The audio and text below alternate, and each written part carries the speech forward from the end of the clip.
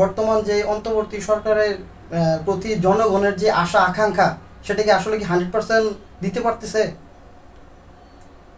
জনগণের 100% আশা আকাঙ্ক্ষা আপনার দিতে পারতেছে কিনা সেটা আসলে তো জনগণই ঠিক করবে।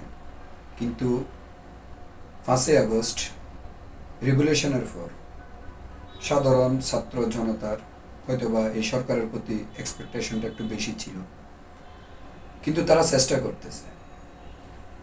আমার বিশ্বাস, যেহেতু ডক্টর ইউনূস সরকার পারবে, যদি বাংলাদেশের সকল মানুষ অবৈধ ফেসিস্ট, বুটসুর মাফিয়া, খুনি হাসিনা আন্দোলনে সবাই যেভাবে একতাবদ্ধ থেকে 15 বছরের যে ফেসিস্ট পতন ঘটাতে সক্ষম হয়েছে, আশা করি সবাই এই সরকারকে সহযোগিতা করলে ইনশাল্লাহ জনগণের যে আশা আকাঙ্ক্ষা সফল ঘটাতে পারবে বলে বিশ্বাস করি। সাধারণ মানুষের যে আকাঙ্ক্ষা, এই আকাঙ্ক্ষা আপনার প্রতিফলন ঘটাতে গেলে আপনার অবশ্যই আপনার একটা নির্বাচিত পার্লামেন্টের বিকল্প নেই। কারণ এখন আমরা দেখতেছি, এটা নিয়ে আমরা চরমভাবে আশাহত। 5ই আগস্টের পর, রেগুলেশনের পর স্বাভাবিকগতভাবে আমরা দ্রুত সময়ে কিছু সংস্কার আশা করছিলাম, এবং দ্রুত সময়ের মধ্যে মিনিমাম যে আমরা সংস্কারগুলো প্রয়োজন, এটা করে আমরা একটা নির্বাচন চেয়েছিলাম। তো গত পরশু আমাদের মহাসচিব আমরা নিরপেক্ষ সরকারের অধীনে একটা নির্বাচনের কথা বলছে। এই প্রেক্ষাপটে এসে সমন্বয়করা বিভিন্ন ধরনের আজে বাজে মন্তব্য করতেছে। আসলে এটা খুবই দুঃখজনক। রেভলিউশনের পরবর্তী এসে আমরা সমন্বয়কদের কাছ থেকে ধরনের আমরা ডাইরেক্টলি হিট করে কথাবার্তা আমরা আশা করি না। কারণ গত 15 বছর বিএনপি তথা অনেক বিরোধী মতে হাজার হাজার নেতাকর্মী, লক্ষ লক্ষ নেতাকর্মী আমরা বাড়ি ছাড়া হয়েছে, মামলা শিখে শুধুমাত্র একটা নিরপেক্ষ সরকারের অধীনে নির্বাচনের দাবিতে।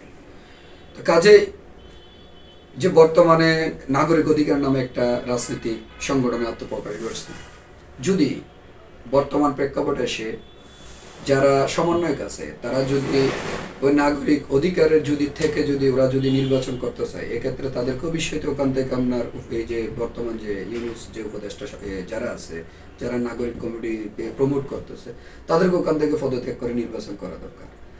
কারণ না হয় আমরা চাই একটা নিরপেক্ষ, যেটা গ্রহণযোগ্যমূলক, অবাধ, সুষ্ঠু, নিরপেক্ষ সরকারের অধীনে একটা নির্বাচিত সরকার আসার পরে আপনার জনগণ কি চায়, জনগণের আশা আকাঙ্ক্ষা তারাই একমাত্র প্রতিফলন করতে হবে। কাজে চাই, কারণ নির্বাচন যত দীর্ঘায়িত হচ্ছে, কাজে যারা ফেসিস্ট আওয়ামী, যারা ফেসিজমের যারা দোসর ছিল, স্বাভাবিকগতভাবে তারাই পুনর্বাসিত হচ্ছে, তারাই আমরা বিভিন্নভাবে আপনার মূল স্রোতে এসে মিশে যাচ্ছে। নির্বাচিত দীর্ঘায়িত হওয়া মানে কার্যত আপনার যারা ফেসিজমের যে শক্তিগুলো আছে তারা পুনর্বাসিত হওয়ার একটা সুযোগ তৈরি হওয়া।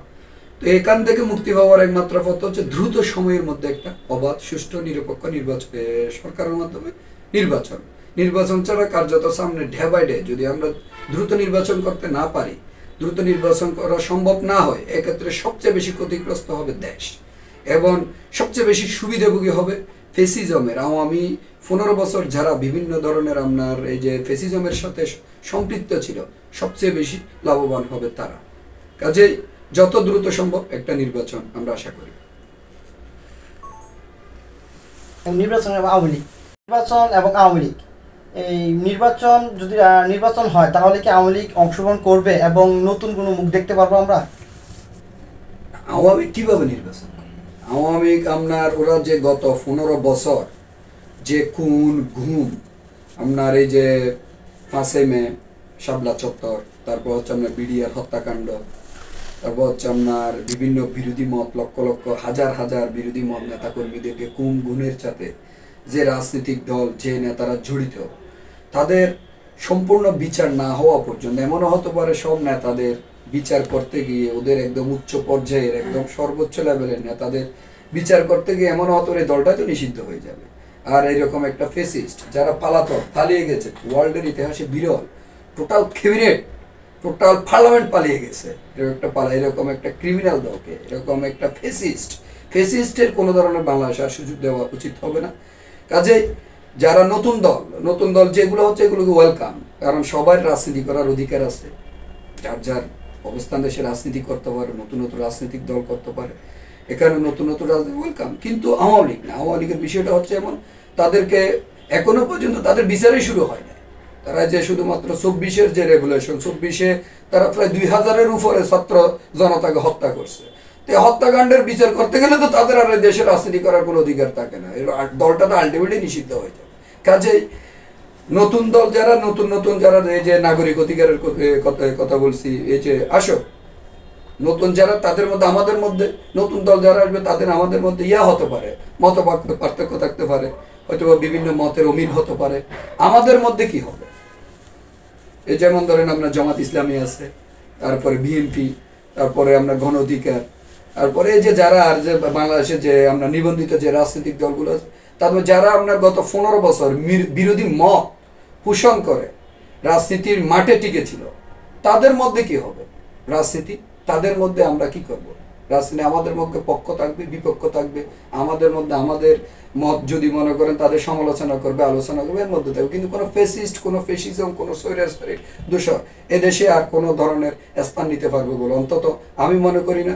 এবং এটা যদি সুযোগ দেওয়া হয়, এটা অন্যায়, এই জাতির প্রতি আবার চরম একটা অন্যায় করা হবে।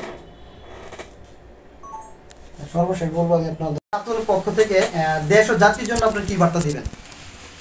দেখেন, আমরা অলরেডি আমাদের নেতা, আমাদের সাংগঠনিক অভিভাবক তারেক রহমানের নেতৃত্বে আমরা যে আমাদের যে 31 দফা, যে আমাদের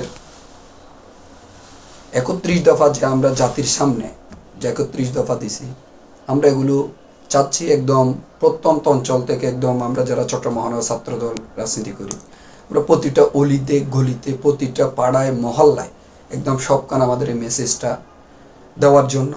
এবং আমরা চেষ্টা চালিয়ে যাচ্ছি, দিয়ে যাচ্ছি। আমাদের কেন্দ্র থেকেও বিভিন্ন কর্মসূচি দিচ্ছে, নগর থেকেও দিচ্ছে।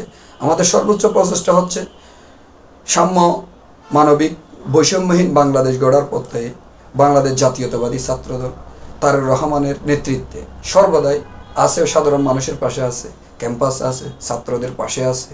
পাশাপাশি আগামী আমরা বিশ্বাস করি আগামী এমন একটা বাংলাদেশ হোক, যে বাংলাদেশটা হবে সবার, যেখানে প্রতিটা মানুষের জীবনের নিরাপত্তা থাকবে, প্রতিটা মানুষের জীবনের মূল্য থাকবে, একদম প্রতিটা মানুষ যার নিজ নিজ অধিকার নিয়ে, এবং যে আমি যে একজন বাংলাদেশি সেটা একদম প্রাউড ফিল করে বলতে পারে।